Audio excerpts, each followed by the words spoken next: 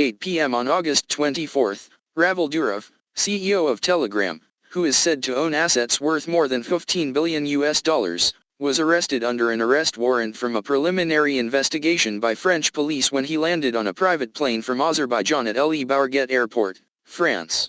French police accused Mr. Durov of being an accomplice in drug trafficking, cyber violence, fraud, organized crime, inciting terrorism, through the Telegram social platform he founded and operated. The arrest of Telegram founder Pavel Durov in France could have a serious impact on the management of the Russian armed forces, as Telegram has become deeply involved in military processes, a Russian official has warned.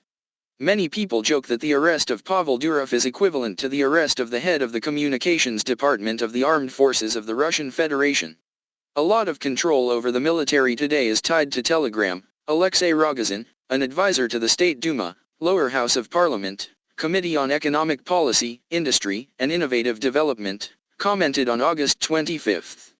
The official added, "No matter how crazy this may sound, the transmission of intelligence data, artillery deployment, video from helicopters and many other operations are actually carried out very often today using Telegram." According to Rogozin, Telegram has now become one of the main tools for exchanging information in various fields, including the military. Despite an official ban on the use of mobile devices in the area of special military operations, Telegram is still actively used to transmit intelligence data, adjust artillery strikes, broadcast video from drones and perform other tasks related to command and control. Moscow asked France to immediately explain the move. Deputy Chairman of the Russian Security Council Dmitry Medvedev warned that France could pay a heavy price for the arrest of Telegram's founder. Meanwhile, Russian MP Maria Butina, who served time in prison in the US on charges of being a Russian spy, accused Europe of trying to control Telegram. Pavel Durov is a political prisoner, a victim of the Western witch hunt.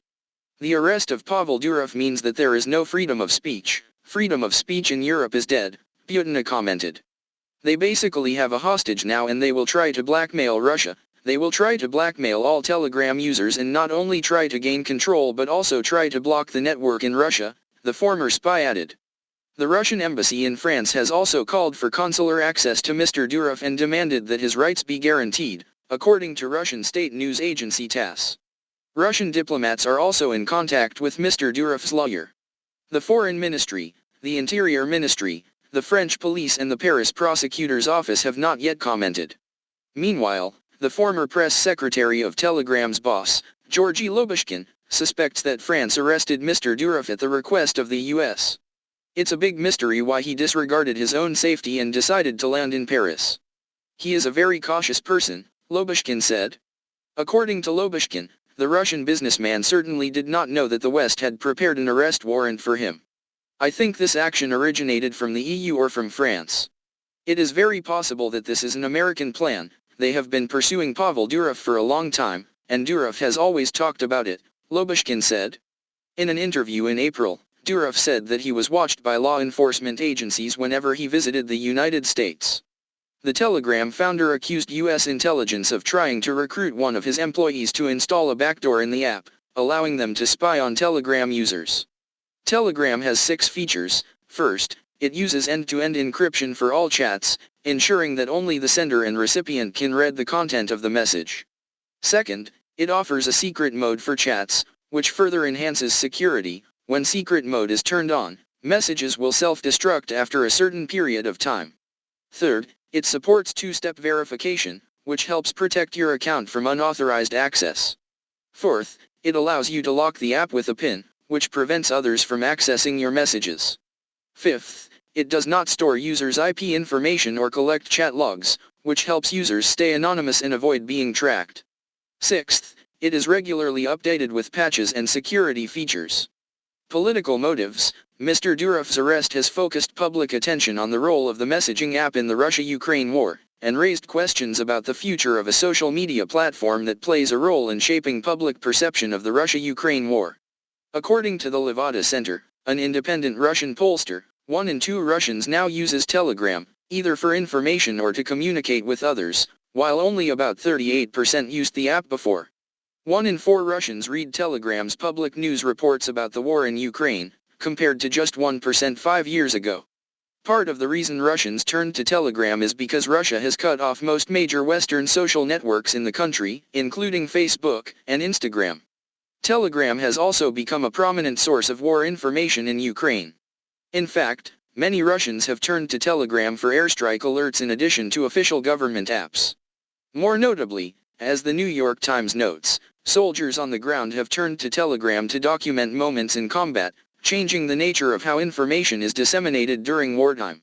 Military, soldiers, and activists from both Russia and Ukraine are said to use the platform to exchange information, share data, and post images and videos of military operations on the battlefield without fear of data leaks, as Telegram is headquartered in Dubai and is largely free of Western influence. In particular, the lack of restrictions on violent content has allowed the app to become a portal for the most graphic combat videos, exposing the realities of a 21st century war in which drones and body cameras have recorded and broadcast brutal killings. A group of Russian military analysts even wrote on Telegram that the app has now become the primary means of commanding and controlling combat units, according to the New York Times, adding that Mr. Durov's arrest further underscores Russia's need to develop more secure military communications channels. Russia itself has tried to control Telegram, but failed. In 2015, the Deputy Speaker of the Russian State Duma, Alexander Ajayev, asked the Federal Security Service, FSB, to restrict Russian users' access to Telegram, claiming that the app was used by the self-proclaimed Islamic State, IS, militants. Russian Communications Minister Nikolai Nikiforov objected at the time, saying that blocking Telegram because it was used by IS would be like banning Toyota cars in Russia, since the militants often use the company's pickup trucks. In 2017, Russian authorities demanded that Telegram register in the country. Alexander Zarav, the head of the Federal Communications Regulatory Agency, Roskomnadzor, wrote an open letter to Durov, threatening to block Telegram if he did not comply with the request. Dmitry Medvedev, deputy head of Russia's Security Council, said that Mr. Durov left Russia because he wanted to become a global man who can live well without a homeland, and that the arrest was a wake-up call for the Telegram CEO. Saying that Mr. Durov had miscalculated, Mr. Medvedev said, "For all our common enemies, he is Russian, not of the same blood, and therefore dangerous and unpredictable." Telegram asserted in a statement released on the Telegram news channel on August 26, Telegram fully complies with European Union, EU, regulations, including the Digital Services Act, DSA. Our moderation processes comply with industry standards and are constantly being improved. CEO Pavel Durov regularly travels to Europe and has nothing to hide. Russia reacted angrily after receiving information about the incident. Russia's representative to international organizations in Vienna, Mikhail Ulyanov, and several other Russian politicians were quick to criticize France. The Russian embassy in Paris also said that consular officials had been denied access to Durov because French authorities considered Durov's French nationality to be his primary. Meanwhile, anti-censorship activists on social media described Durov's arrest as part of a campaign against freedom of speech by Western governments. Online communities have suggested that France and its allies could gain valuable intelligence on Russia after arresting Durov, who holds the keys to Telegram.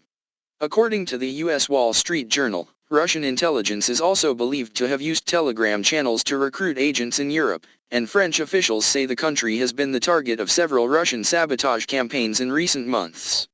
They said that panic is spreading in pro-Russian Telegram channels because the arrest is part of the U.S. and its allies' war against Russia. US-based Foreign Policy Research Institute expert Rob Lee quoted a Russian account saying that Western intelligence would gain sensitive information about the country's military if it had access to Telegram data. This has prompted many Russian military officials and bloggers to urge soldiers to stop using Telegram and delete sensitive information, even cancel their accounts to prevent the risk of confidential information being leaked. Not only Russian soldiers, according to BAZ's source, government officials, especially senior leaders of the Russian Ministry of Defense, employees of some Russian law enforcement agencies and major businessmen have been asked to cancel their official Telegram accounts, but some officials said they had not yet received the order, but expected their superiors to make the request soon. The United Arab Emirates, UAE, also reacted strongly, announcing that it would freeze a €10 billion contract to buy 80 TASS alt-rifle fighter jets and consider completely suspending military and technical cooperation with France. The EA Daily newspaper on August 27 quoted a source in the UAE's foreign ministry as saying that the country was closely monitoring the case of the detained UAE citizen Durov and had sent a request to the French government to provide all necessary consular services on an urgent basis.